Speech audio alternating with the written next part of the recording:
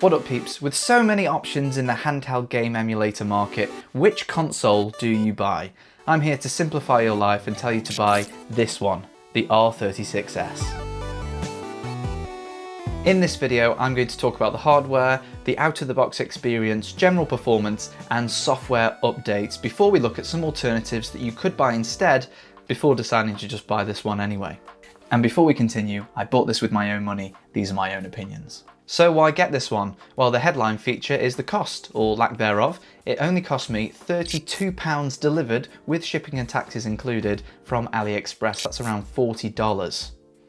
In this performance and almost similar price range, you can also consider the Analogue RG35XX Plus and the Miyoo Mini Plus. I'll talk about later why you might want to consider those and why you might want to pay just that little bit more to get them.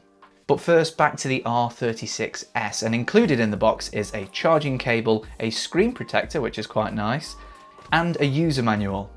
Well, more of a sort of thin quick start guide.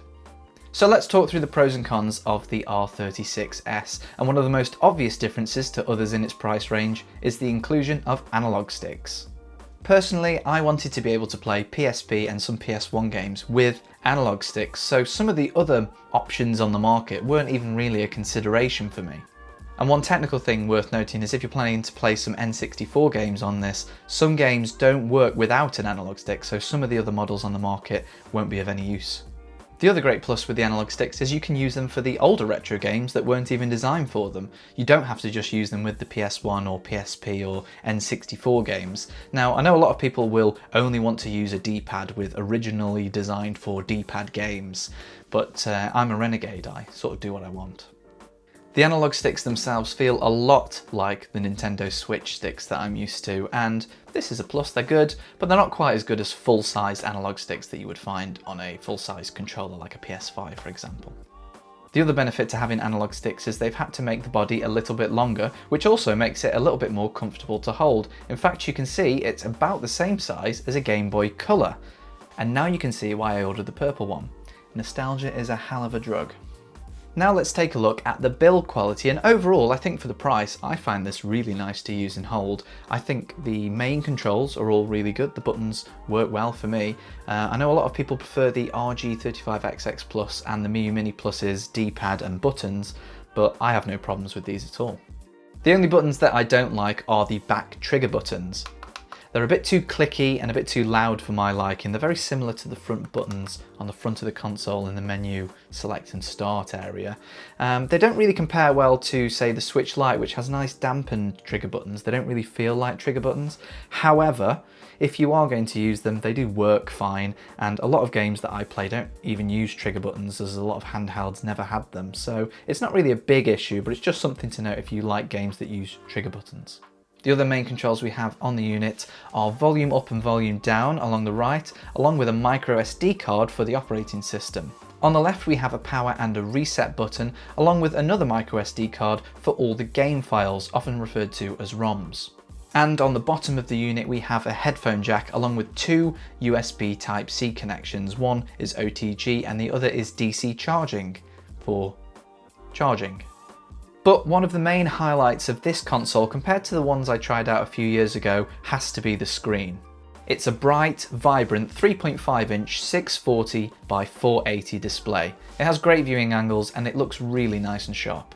The speaker, however, on the device is a pretty basic mono speaker, and you'll probably find if you're playing for long periods you want to just use headphones.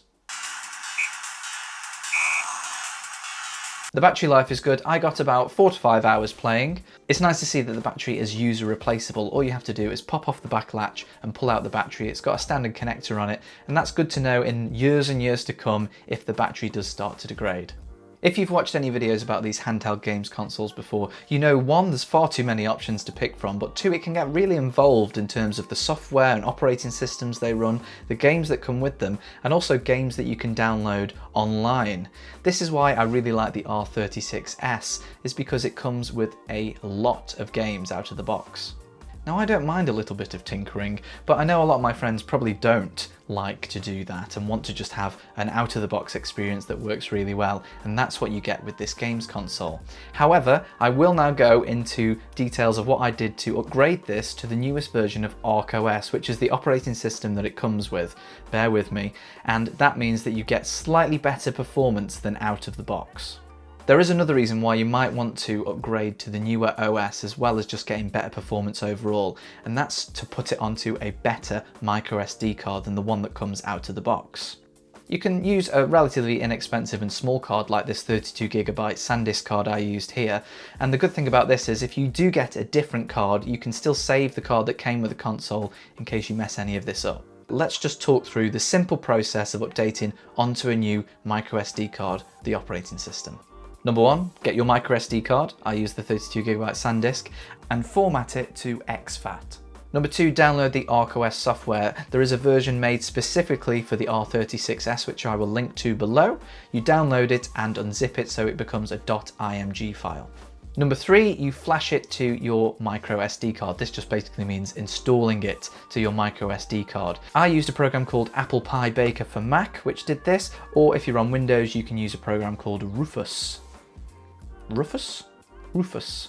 Once that's completed, all you have to do is plug it back into the operating system port on your R36S, turn it on, and the R36S will do some sort of matrix hype, and then once it's done that, it's all installed and ready to go.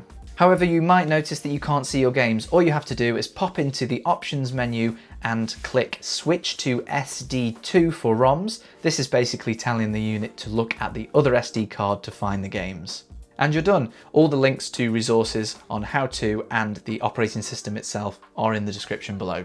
And speaking of the SD card with your games on, by the way, I'm still using the standard one that came with the unit. You can buy a bigger one and then also download games from the internet. Because this is a bit of a legal grey area, I'm going to say go on to Google and Reddit. And if you search for that sort of thing, you should probably be able to find it. Before you click the link below to go and buy this, there are a couple of alternatives that you might want to take a look at with some standout features. The RG35XX Plus is from a popular manufacturer called Anbernic. Now, one of the key features this has over the R36S is it has Bluetooth, Wi-Fi, and a HDMI out. This is important if you want to plug it into your TV and use a wireless controller to play this as a standard console and not just as a handheld console. If you're not bothered about this, then it's not a big deal, but if this is something you want to do and want to do often, then I would recommend that. And then there's of course the Miyoo Mini Plus, which is one, really cute, and two, a lot smaller than the other two. So it's a really portable option or a great option for kids with smaller hands. And the other thing to note is both of these have nicer trigger options than the R36S, if that's a big deal for you.